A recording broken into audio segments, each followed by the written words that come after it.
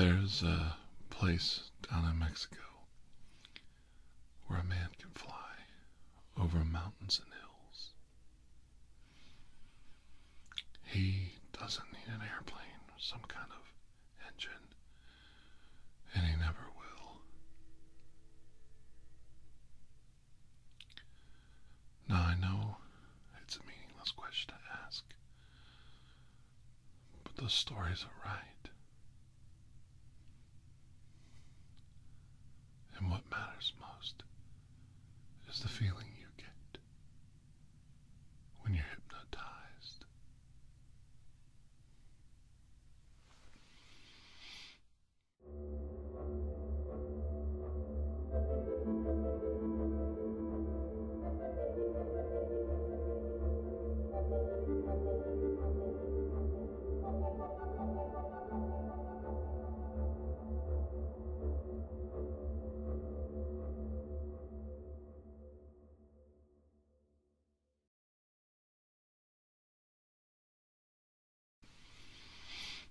Your body is nothing when you're hypnotized.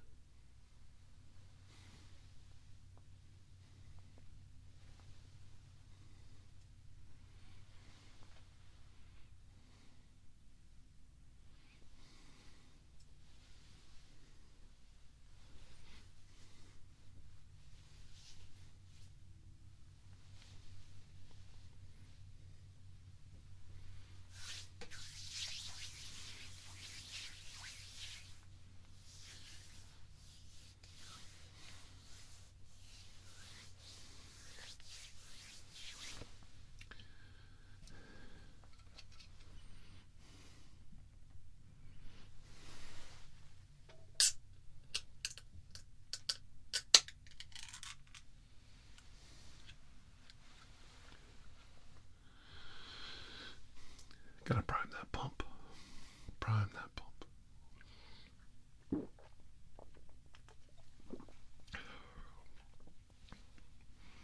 Did I ever tell you about that time?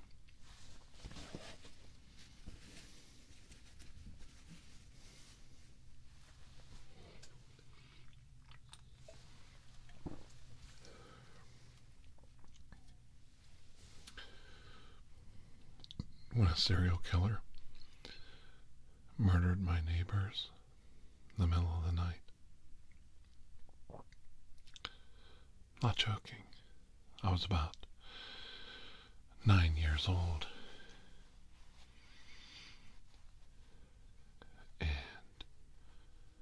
he rode a stolen bicycle down the street and parked it up against their house, my neighbors next door. A man and a woman and 2 children, a boy and a girl.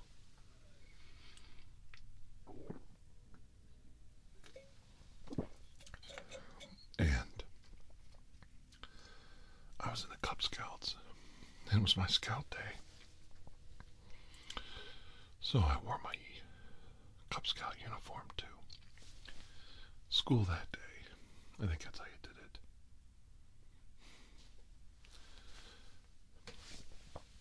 And my dad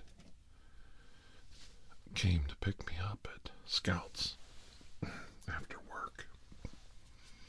He was in a mood. He didn't tell me what was wrong.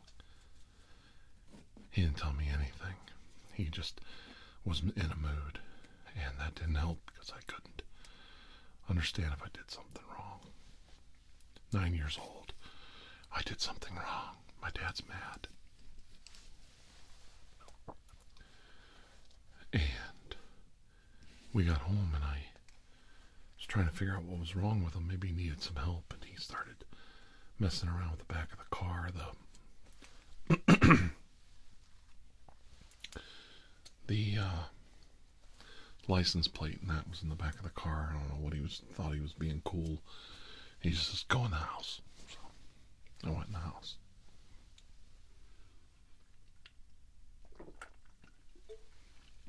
I go in the house and my mom's crying, and I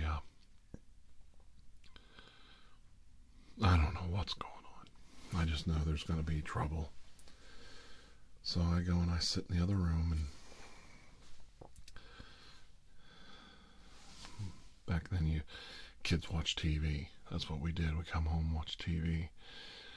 So I'm watching Bewitched or Gilligan or something, and my mom's doing dishes, and she's really crying. Like, she's really crying. And something really seemed off. So I think I walked into the kitchen. My brothers were in their bedrooms, and everything was kind of weird. I didn't know what was going on. And I sat down at the table, and my mom looks over and says, neighbor man got shot, killed last night. And his wife is disappeared. She was either kidnapped or was in on it. She's gone.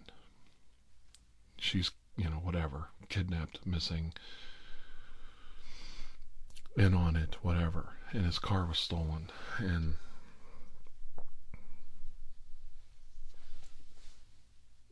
I'm trying to figure out what is going on. I'm trying to, okay. And I remember when I was a kid, when people told me stuff, I usually answered with, okay, because that's the reality. They gave you the reality, and you have to try to deal with it. And back then we used to sit down after dinner and watch the local news.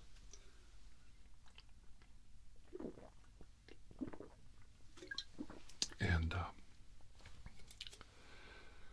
sure as heck, on the news, about 6:05, was immediately the lead story was my neighbor's house on TV. This is like 1978, 79. And they actually showed the reporter coming up to my parents' side door, and my parents wouldn't talk to him, and the reporters were actually saying how the neighbors didn't want to be on camera, they didn't want to be filmed. I think that was more out of fear, because at the time nobody knew what happened. Nobody knew what happened. And there was a lot of fear and a lot of confusion, and I'm sure the police questioned my parents.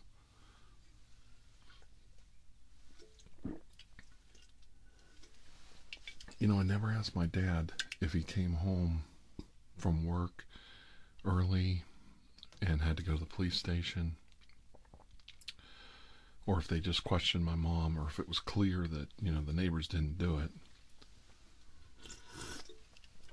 But I guess, if my mom didn't hear anything and my dad didn't wake up and went to work in the morning, then he didn't hear anything. And they didn't. In our bedroom, the bedroom I slept in, there was, my bedroom was the, on that side of the house where facing the neighbors. That, they lived kind of up on a hill, but they were close. They had a little stone house, and there was a garage between us, driveway and all that, so there was a little bit of distance involved. We were kids. We didn't hear anything. And I guess in the middle of the night, he came in on a bicycle, and we had a dog. Back then, everybody had a dog tied out back on a chain with a dog house. That's the way people did things back then. And I'm sure the dog deterred him from coming to our house. Whatever reason he went to their house, maybe it was just random, but he did. They didn't have any pets, no dogs or anything. And I know the guy was recovering from a back injury, so he wasn't, like 100% physical. He could walk around and stuff, but he was, still recovering from a pretty bad motorcycle accident. So anyway, he got in the house. Once he got in the house, he used a 38, I believe, and he unloaded it on the husband. The weird part was the kids didn't wake up. Nobody heard anything, which I always thought was weird. This guy's MO was a shotgun. He would raid the house, kill the husband, rape, and kidnap the wife, and then dispose of her somewhere else or whatever. this case was weird. He used a 38. They have a guy admitting to it. I found out. Very tiny, tiny, tiny. I've never mentioned any names either because I don't want to hurt the kids. Tiny little line in the internet tells that this guy in Florida confessed to it. He confessed to, like, I don't know, 10 or 12 murders. Part of me thinks he didn't do it because it doesn't fit his MO. He didn't use a shotgun. He got in without too much difficulty. He shot the guy in front of the kids, not in front of the kids. He shot the guy in the room, and the kids it's a very small house. One room, one floor house, he was in the living room. They were like just 10, 15 feet away in the bedroom. Neither kid woke up. Neither kid came out to check. The mom didn't scream or anything to wake the kids up. It happened. He took her barefoot, and they know this because they found footprints in the mud. He took her in his car, drove down the street, parked behind a business, and then walked through a field. That's where the muddy footprints were found. So she didn't have shoes on. He walked back to where this truck stop was, where guys parked their trucks, and obviously either commandeered a truck, held a driver at gunpoint, had his own truck, took off on the highway, and was gone. And she was never seen again. Now, here's the weird part. Over the years, a few people said they saw her, that maybe she was in on it. Rumors are rampant. I did know somebody that claimed they saw her that knew her. And I thought that was I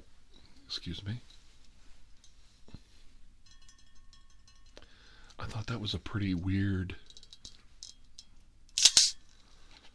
I was 9 years old at the time, I think. 8 or 9. Labels out.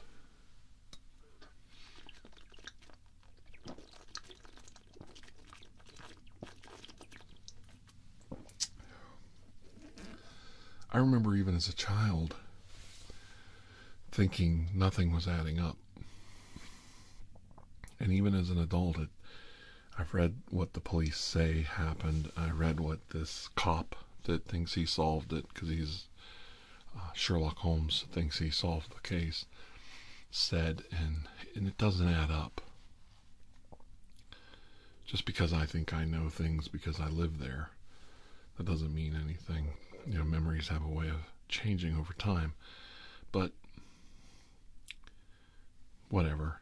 And the thing that was weird was, like I said, none of the neighbors were woke up by the noise. There must not have been any kind of struggle, or she was in complete shock, or she was bound where she couldn't talk, which, or scream or make any noise, which is very possible. But still, he didn't shoot the guy once. He shot him with a revolver like 5 or 6 times, and that's pretty loud. It is a stone house, but you'd think the kids would have woke up. They didn't. Now, there's some horror parts to this story. One is, he's laying there dead. The wife's gone. The mom's gone. The kids wake up, go in, and find their dad. Mom's not around. It was a school day, so the kids are kind of confused and trying to get ready for school, trying to wake their dad up, and dad's not waking up. These kids were little, so the girl was the oldest, and she was at least 3 years younger than me. So if I was 8 or 9, she was 5 or 6. So she's like kindergarten, first grade. And the boy was younger. He was maybe 3, 4. He was younger. I don't think he was in diapers anymore, but he was just out of them. It seems like it. I mean, you're talking a long time ago. they couldn't wake him up, of course. So they didn't know what to do. So they were told if there was an emergency, you go to the one neighbor's house. That their house faced this other neighbor's door. So they went next door and woke the neighbors up, and the neighbors came in and saw what had happened, and immediately called the police, and that's what got the whole thing started. It always bothered me. The guy who confessed knew intimate details. I'm led to believe by the police that he's the guy. They've told the family this is the guy. But there's always been questions to me. If the guy was like a home break-in killer, I don't know. It just doesn't add up. But anyway, what got me thinking about that is I always felt like there was something sinister about that house and about living there where I grew up. The house was originally a 2-story house, and it burned down, and it was rebuilt as a 1-story little, real crappy little, like fake stone siding type house. And of course then there was the murder in the house, and then a really nice guy bought the house after that, and he was a veteran. He bought it on a VA loan, and he had some weird stuff going on. He had a wife that I don't know what was wrong with her, and I don't want to say anything bad about this lady, but she obviously had some problems, and she had a grease fire, and my dad went up and put the grease fire out with a fire extinguisher, and the fire department was there and everything. And my brother went with my dad, and they were just like tearing the house apart because she kept saying, my children, my children, my children, the house is on fire. So my dad hit, and the grease fire was strictly on the stove. But I don't know if anybody's ever encountered a fire before, but a house fire. But they multiply very fast, and just a stupid grease fire on a stove. That house was so full of smoke, he went up to the door, and he went like to go in the house. My dad was a pretty tough guy. He went to go in the house, and the black smoke and the fire just literally pushed him right back out the door. Now, this is a man that was determined to go in there and get those kids, regardless of his own safety. I do honestly believe that. And he said it knocked him right out of the house. Like, it literally picked him up and threw him out. The heat, the smoke, you couldn't breathe. You couldn't nothing. But he could see the fire through the smoke from the doorway. And he aimed the fire extinguisher, and he hit the fire from probably, I don't know how big that. The kitchen was the front room. Like, you walked into the house, and that's right where the kitchen was. There was no like foyer. He literally hit that with the we had a big fire extinguisher, like one of them old ones, and he just blasted this fire and knocked it down, knocked it out. And then my brother was right behind him, and the lady was screaming, and she was kind of like not hysterical, but reasonably worked up. And they were just like ripping the house apart, not ripping it apart, but you know what I mean, like, throwing doors open, looking around for the kids. Well, here the kids weren't there. They were at school. This happened right before we got home from school. My brother was home because he was out of school then. And there was no kids there, but they had to look. And, my brother and my dad were sick from smoke inhalation, and the fire department was there, and the fire department searched for the kids. There's no kids.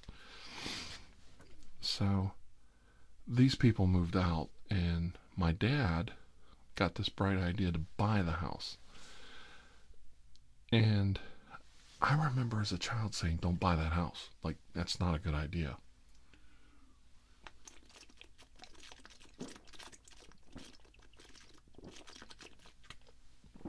And he bought it. He got it real cheap. And it was a profitable endeavor for my dad. He bought the house and rented it. We worked on this house for about 6 months to get it ready for rental. And the yard was full of snakes. There were snakes everywhere. Because, the guy moved out back then, and we lived out in the country, so the yard was kind of like in disrepair, and there was high grass, and the snakes came in. The house had a lot of places for mice. So we trapped all the mice, and we sealed up the house real good, and got rid of mowed the lawn, got rid of the snakes. And there were snakes in the house. There was snakes in the basement. It was disgusting. I hated it. My dad made me work on this house constantly, and I hate snakes. I really have a problem with them. And this might sound weird, but people keep asking me to tell stories, so I'm trying to find stories I can tell that are kind of macabre and weird and strange. And this one's sinister to me. That's the only a sinister energy that was around this house. It was very strange.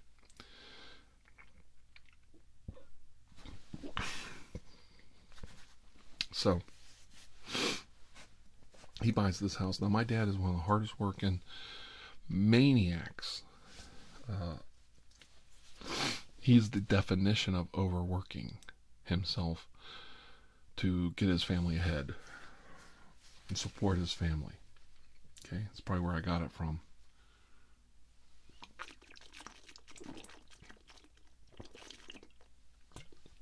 My dad was a foreman at that time at a business, making the most money he'd ever made in his life.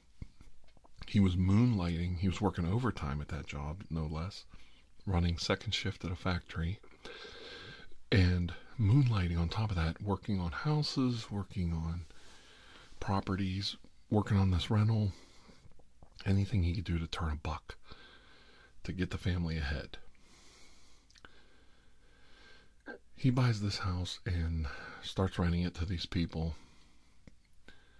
And that summer, this is, years had gone by. So, I went from,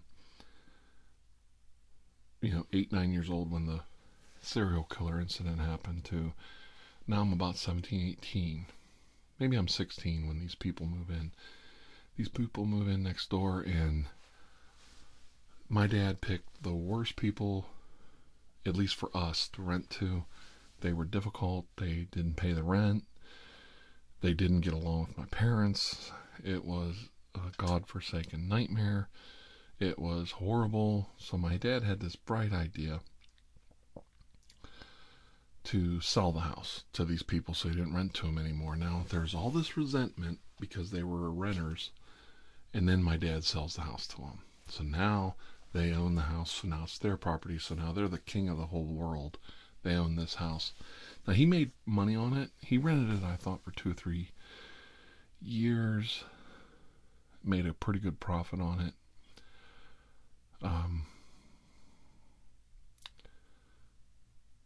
They just didn't get along. They were neighbors that, you hear these stories about neighbors that don't get along. I religiously get along with my neighbors, and if I don't, we work it out very quickly. You always work it out, and we put it behind us as quickly as possible. And I have wonderful neighbors all the way around me. I have neighbors. I live in a neighborhood. Like, I live in the perfect, pristine, stereotype American middle-class neighborhood. Okay? And my neighbors behind me, in front of me, to the sides, we all get along famously. My one neighbor's going to get married, and it's exciting. We found out the same night. They got engaged. If my neighbors are in trouble, we help them mow the lawn, snow removal, cleaning gutters, whatever the case may be. We've really tried to help each other, keep an eye on each other's houses, watch out for each other's pets. I have a neighbor that has this wonderful little dog I'd like to do a video about someday. I love this dog. Not as much as Buster, but I love the dog. He's a little guy. He's Tank, and he's like about this big. They call him Tank, and he is the cock of the walk. He walks around like he owns the place. So anyway, my dad is the epitome of overworking himself to death and struggling to support his family. We had there's 4 siblings, so there's 4 of us, and there's 4 of us. I had 3 siblings, 4 kids. And back then, we were struggling. We were trying to make a go of it. My dad's working his ass off, and my mom's not working. She's a stay-at-home mom, completely, 100%. My dad buys this house, and his health just goes downhill. I mean, like a ladder, walking down steps. I don't know what. Boom, boom, boom, boom, boom. Next thing you know, the summer I graduate, my father's on disability. He's on the path to disability. He hurts himself at work. He's a mess. He's struggling with not being able to work, not being able to support his family, not being able to make the bills. This is what I graduated into, and it was just a godforsaken nightmare. But he got this rental, and these people are not paying the rent, not getting along, playing games, not getting along with my brothers. They had kids, their kids did not get along with my youngest brother. My youngest brother is unbelievable.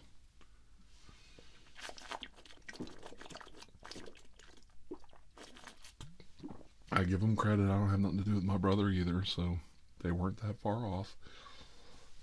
He's a difficult individual. So my dad has this bright idea. He's going to sell the house to him. So he sells it to him for a profit. He does good on it. He makes money.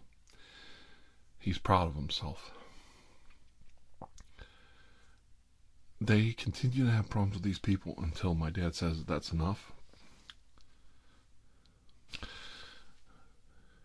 He decides to move. By this time, I think I moved out. I was married. I'm about 22. My dad's pretty much disabled at this point in life. And it's to the point where I think they're sticking guns out the window at each other. They hate each other. The police are being called. Finally, my dad says, okay, we're moving. We move from this area. Okay, that's it. My parents move. It's a whole, and there's 2 sides to every story. We move. And my parents' life really improved dramatically. I mean, 100% improvement when they moved. My dad's health improved. I have pictures of my dad when we lived there, when he was going through his surgery and reaching a point where he couldn't work anymore. And he was becoming permanently disabled from the injuries that he had received. And my father looked like he was gonna die. I have pictures of him. And I say, well, that's when you sold that house. That's when you moved. And I have pictures after that. And the stress and the anguish and the frustration of living in a bad situation was literally killing him. I really look at him now as a beacon of hope. Sometimes life is just so horrible. I do preach this. I know you guys have all heard this crap from me before. You look at life this way, and you think about your situation as this. I'm dealing with this today. This is what's going on today. My life's never going to get better. My father was a mess. He had no income coming in. He was sick. He was hurt. He was disabled. He would try to go back to work, heal up enough to go to work, re-injure himself. The bills just pile up. They come every month. And, I wanted to start my own life. I wanted to get away from him. By the time I was 21, I'll be honest, I didn't want to live at home anymore. I wanted to be out on my own. I wanted to get married. I wanted to start my own family. I'm still married to that wonderful girl 30 years later.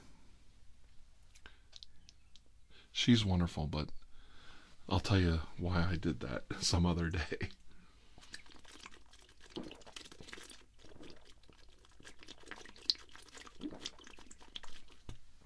Oh my God, that's good.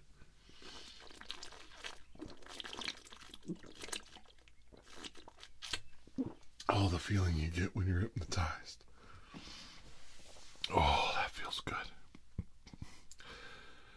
So, anyway, where was I? He physically was still a train wreck from the injuries, and he was still disabled. He had problems with his knee, his abdomen, he's half blind. But my father actually came to life after he moved out of there. It's like he started a new life. Now here's a man he was younger than me now. He was probably in his late 40s. Yeah, maybe. Nah, he's probably about 50. And, no, he was probably 48. He was younger than me now. When he moved to this new house, he moved into a little cul-de-sac. He cashed in his chips, got his retirement, sold his house that he, didn't have a payment on, put his money on a new house at the end of a cul-de-sac, nice little quiet, peaceful country neighborhood, and he just lived the good life. And he blossomed. He got some therapy, he got some help, he got some medication to help him out, and he started to change his life. He started to live his life to the fullest. He started living his life for today. He started to live his life for his grandkids. I really do believe, I have pictures of him holding my son. And when my son was born was right around when they moved. My oldest son, Max. And Max is about 26 now, maybe almost 27. And I have photos of my dad, like I was saying, where he looks like he's ready to drop dead, like he's going to die. And he is white. Take the crayon out of the box of Crayola crayons, the white crayon, and hold it up. That's the color of him in those photographs. He had no color in him. And this is a man that's half Native American, and he looked whiter than a sheet, whiter than a ghost. And he looked frail, and he had lost weight, he had lost muscle mass, he had saggy skin on him. He looked like he was going to die. And I say it openly. I've never talked to him about it because I don't want to scare him or upset him. He gets a little timid about that kind of stuff. Because he's never going to die. Did you know that? He's going to live forever. Yeah. Just ask him. He'll tell you. Funerals are for people who die, and he's not planning on dying, so... La-di-da. Anyway. Do you have problems with your dad, too? I have this huge, overwhelming male audience. So I'm doing this video to kind of help you understand how I get along with my dad, so that maybe you guys can feel less bad about yourself. So anyway, I don't even know where I'm going with this. Okay, so anyway, here's a guy who was basically on his last leg, and he decided to make a change in his life. And he started to get better. That's the idea of the story. That's where the story goes. Now, this guy was a miserable, overworking himself to death, workaholic, pain in the ass, taskmaster, miserable human being to grow up with, pain in the ass father, and my grandkids love him. They think old Pap is the greatest. And I'd like to just take my dad and put him in a headlock and just punch his lights out, which would be really hard to do. Even though he's 77 years old, he'd probably still whoop the shit out of me in a straight up fight because he's that mean. He's not that strong. He's actually really short. He's only about 5'8". I'm 6'4". I outweigh him by 100 pounds at least now, and he could probably still crawl up one side of me and down the other before I could pin him to the ground, and it would hurt. I'd probably win the fight eventually because my wife and kids would jump in and help me, because I would be crying because he would be killing me, but it really wouldn't be worth it to grab him in a headlock and try to punch his lights out. I want to, but you just don't understand that kind of meanness unless you come up against it. And if you think it's just like me as a adult thinking back when I was a child, I have a story for you.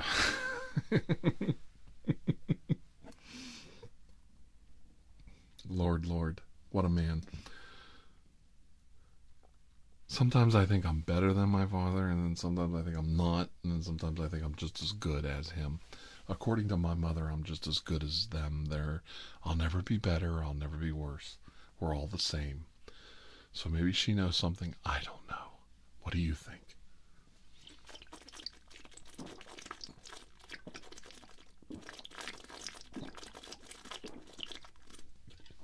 Oh, that's some fine malt liquor.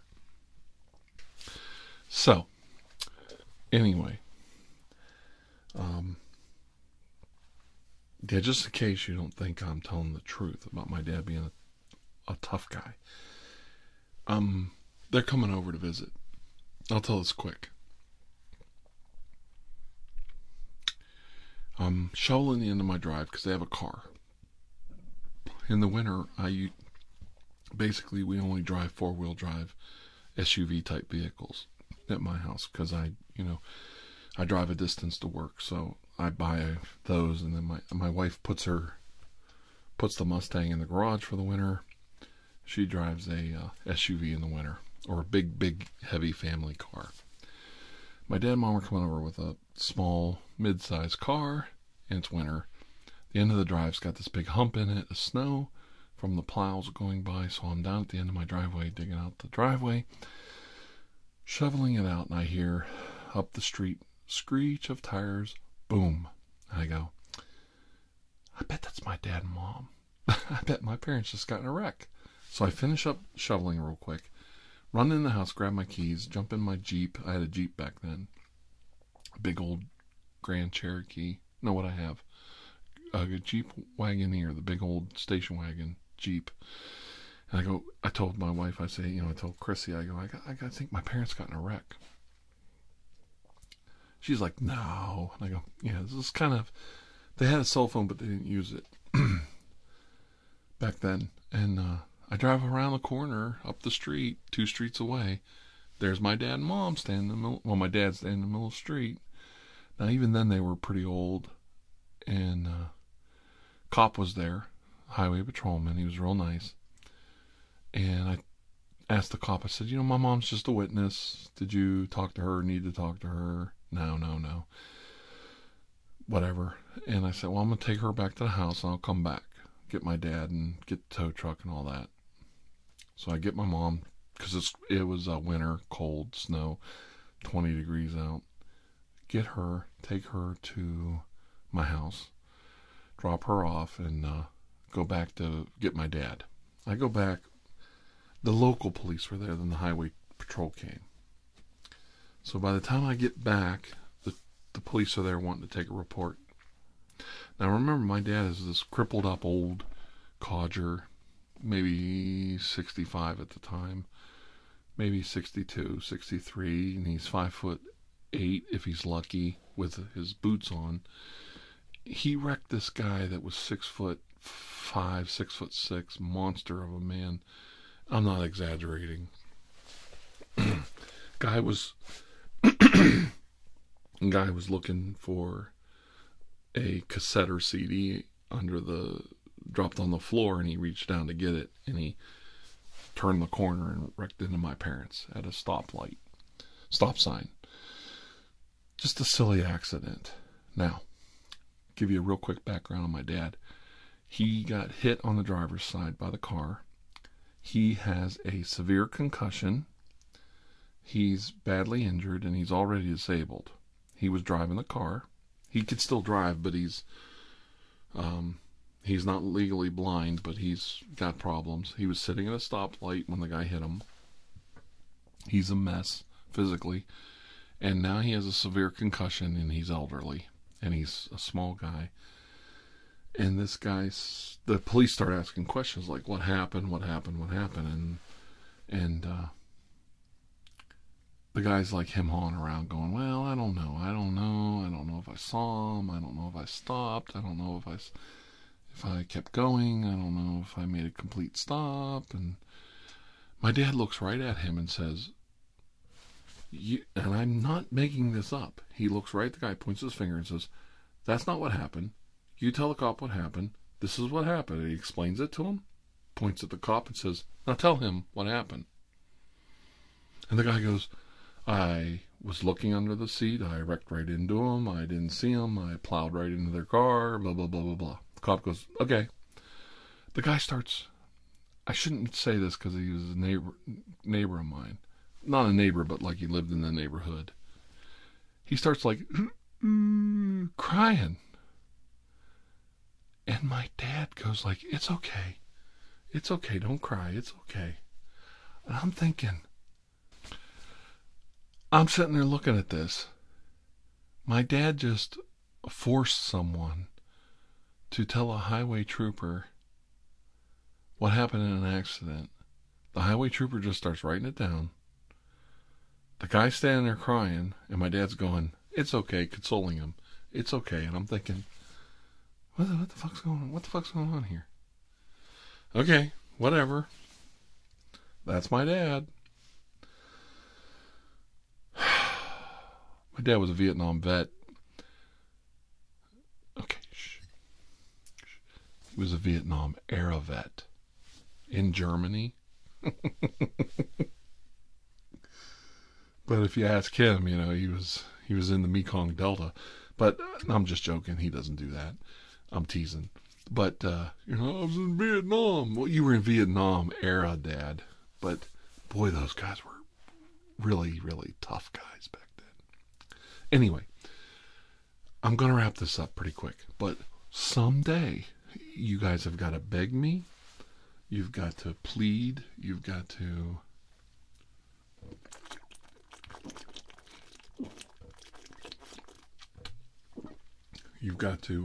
comment, share my video. You've got to write me emails begging me to tell you about the time when my parents were on their 50th wedding anniversary.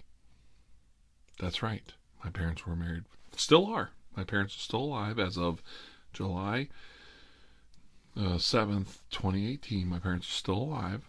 Both of them, my mom and dad, they're about 70s. I think they're 77. I don't know. I can't remember dates. Anyway, happily married, for fuck's sake. But anyway, my dad's a medical anomaly. I don't know. Anyway, don't ask me. Anyway,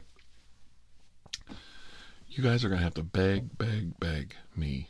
And someday I'll tell you about the time I took my parents. I saved up and I took my parents on I'm not poor, but I'm not rich. So I got kids in college, so I'm actually kind of cash poor, but I'm doing okay. But I'm proud that I work hard for my family. But I saved up and I took my parents on a cruise to Mexico. Not a carnival, it was Royal Caribbean cruise to Mexico for their anniversary. their 50th anniversary, and you have got to get me to do a live stream where I tell you the whole story of my father, Mr. Vietnam veteran, Mr. I got a plate in my head from Vietnam, like I got all these injuries, like I was a veteran, going through the TSA checkpoints at Tampa International Airport, Youngstown International Airport. He almost got arrested in Mexico twice. It's a good thing that people, I want to tell you something, people, this current administration and the media and everybody else kind of paints the people of Mexico a certain way and whatever.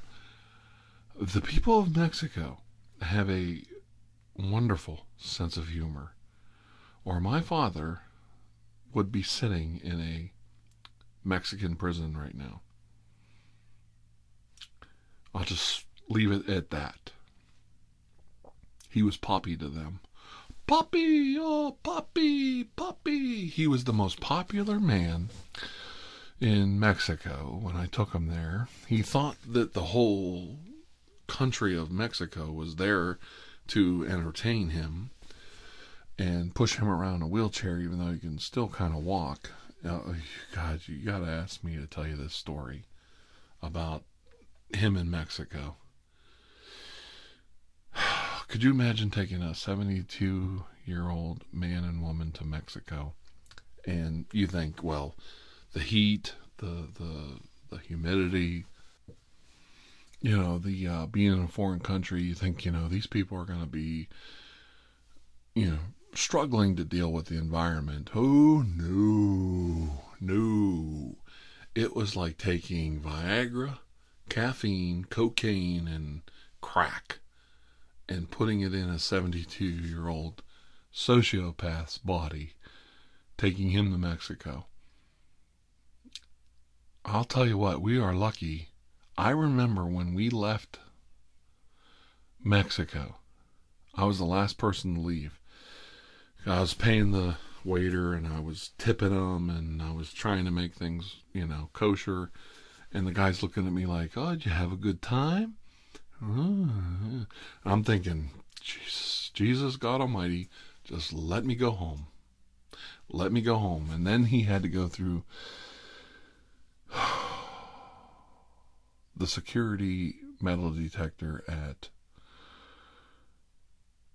Royal Caribbean to get off of in Mexico. They had the police there.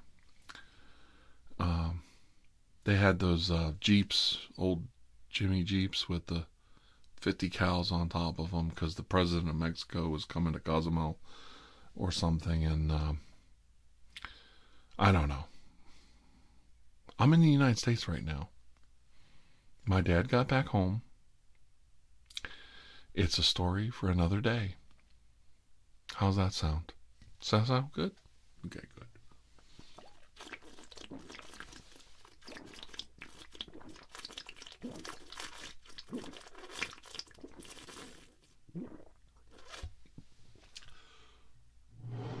Oh, baby. That's America right there.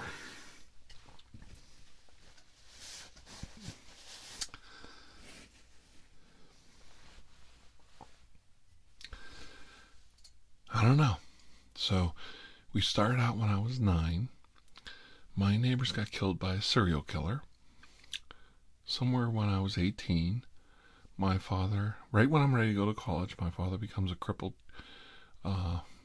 bastard that I have to take care of for the next 2.5 years. Start my own family, try and get things going. Got to get my parents away from these crazy neighbors they're not getting along with because they don't know how to behave. None of them know how to behave. I took care of it. They never bothered I took care of them. They never bothered my parents again. Flash forward. I decided to be a good son, honor my parents, take them on a 50th anniversary cruise, and my father almost gets me arrested in Tampa Bay, almost gets me arrested in Mexico, almost gets me arrested in Youngstown. And after I coached him on how to do it, told him, this is what I want you to do. You know, they're going to give you a cane. They're going to walk you through the metal detector. And then my mother gets strip searched at Tampa. She didn't get strip searched. My mother gets I don't know. Let me tell you, my mom got searched at Tampa Bay. My dad's over there yelling about Vietnam. I was in Vietnam. And my mother gets searched at the airport. And I'm standing there with my hands over my head at Tampa Bay.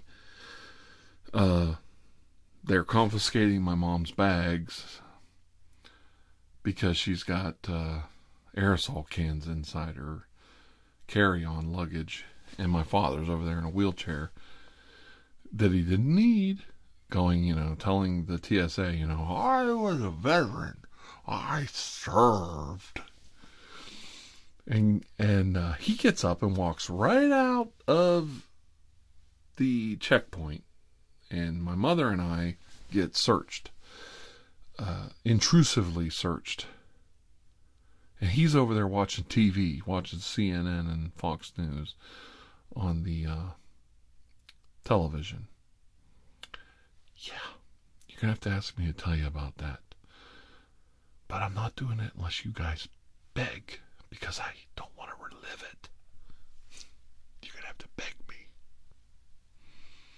I gave you a taste. I gave you a taste. I gave you a little flavor, a little taste, a little morsel of what I got to deal with as a human being. So, if you guys want to know more and you like these little Saturday night confessionals, maybe we'll make a series of it, and I'll tell you little tidbits of my horrible life back in the 70s and 80s, running around strip mines, finding blasting caps, watching my neighbors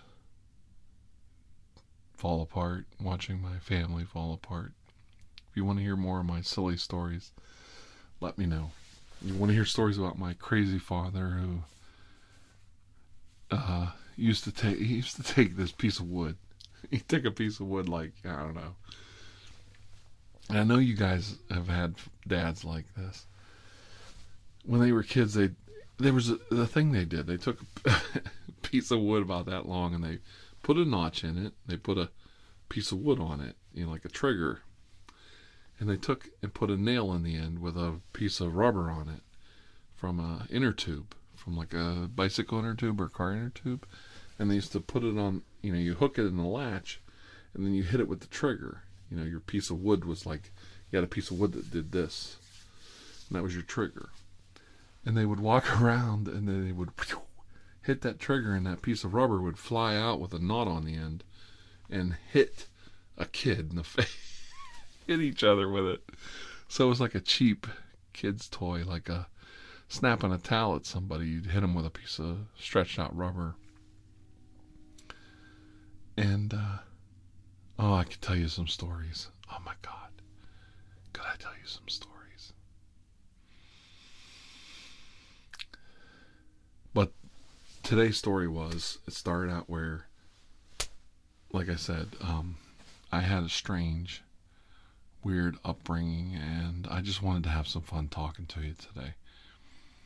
And I wanted to tell you kind of where I came from and how I saw a lot of tragedy when I was a kid, and I also saw a lot of triumph. And things are bad now. This is the lesson. This is the lesson right here. Things are bad now, right here, now. But you got this whole life to live. And things get better. Things change. People around you change. And things get better. If you work hard, life will get better. And people could say I'm wrong. People could say I don't know what I'm talking about, but I'm right. If you work hard, life will get better. And it will change. and life will change. So if you like these Saturday night confessionals, you like watching me drink cheap American malt liquor, telling confessions of my crazy ass family and my life experiences, please leave a comment, share, tell people about my videos. I don't ask you guys to share and comment and like my videos enough, and it hurts my channel because I don't discover a new audience. So you have to do all that stuff. You have to like share my videos on Twitter and Facebook. And I hate Facebook. Do you hate Facebook? I hate Facebook. I really hate Facebook. In fact, I want to close my Facebook, but I leave it open because people tell me it's the thing. But I love Twitter. So if you want to check me out on Twitter, there's a link below. I love Twitter. Okay. That's it. I'm done. That's it. This is your Saturday night confessional. It only took me about 40 minutes to figure it out. It might be a new series if you guys like it. If you support it, if you comment, if you like it, if you share it, if you subscribe, if you get enough views, I'll do it again. If not, we'll go back to role plays and Reiki. But a lot of people like me telling true stories and weird stories from the past. And your friend, Dr. Andrew Michaels, almost got killed by a serial killer when he was a kid. And every time I try and do something with my family, I almost get arrested and almost get thrown in prison, even in Mexico. But thankfully, the Mexican people, who are portrayed as not nice people, are actually the nicest people in the world because they let us go. They let my father back into the United States and spared him some jail time and me as well. Thank God they love the elderly in Mexico. Oh, Poppy is here. Look, everybody, Poppy is here. I'll never forget that. I'm like, oh, thank God. Oh, thank God. These people actually venerate elderly people in this culture. Oh, thank God for the Mexican people, or I'd be in jail right now. So, that's it for today. And I am your friend, Dr. Andrew Michaels. And I am always here to help you. I really am.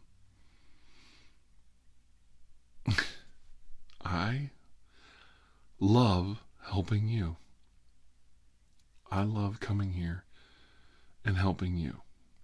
And until I see all of you again, please have a most blessed day.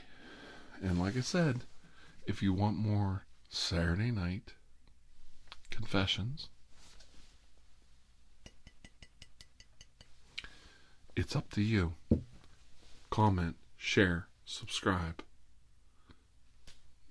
all that stuff. Okay? And know that I love you. I really do love all of you. I really feel a connection to my audience, and a lot of people say a lot of crap about YouTube and their audience and this, that, and the other thing. We interact in my comment section, and I care about all of you.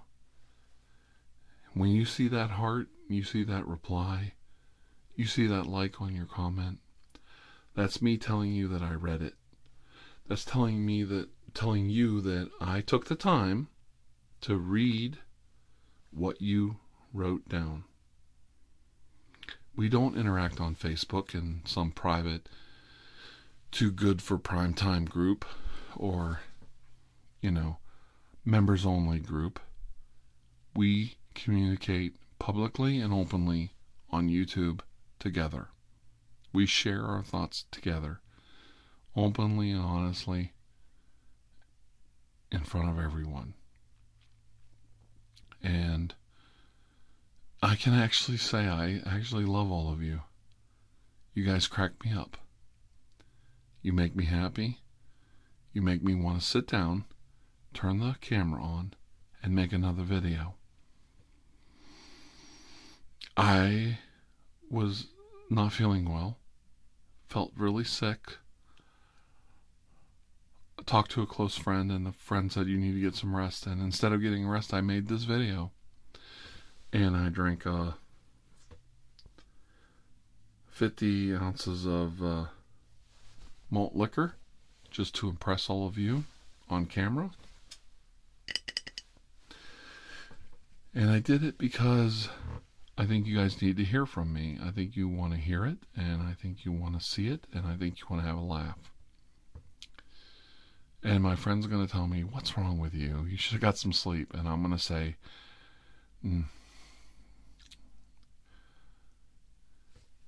no.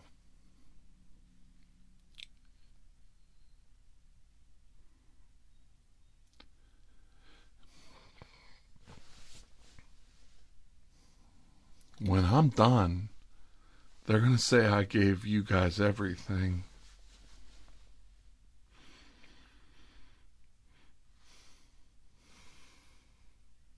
And that's good enough for me. I gave my family everything. I gave my children everything. I live for my children. I live for my wife. And I live for and gave all of you everything I could. And that's good enough for me. And that's all I had to give.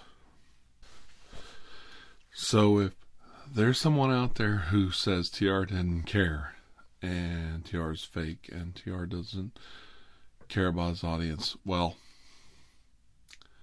you keep on doing what you're doing, and I'm going to keep on doing what I'm going to do. And we'll see how things turn out. And I'll take what I got. How's that sound? Because I'm not here for me at this point. I'm here for you. And I think you actually know that.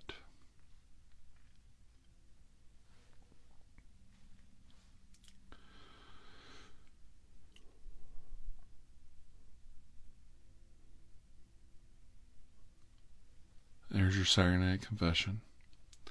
Until I see you all again, please have a most blessed day, okay?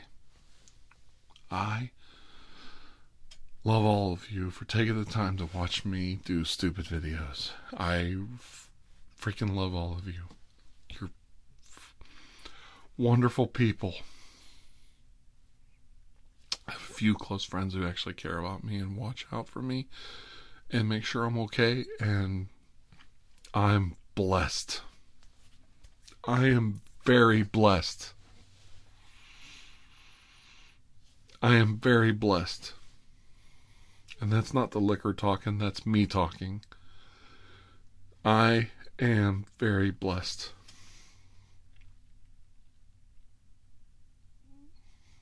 And thank all of you for that. Bye-bye.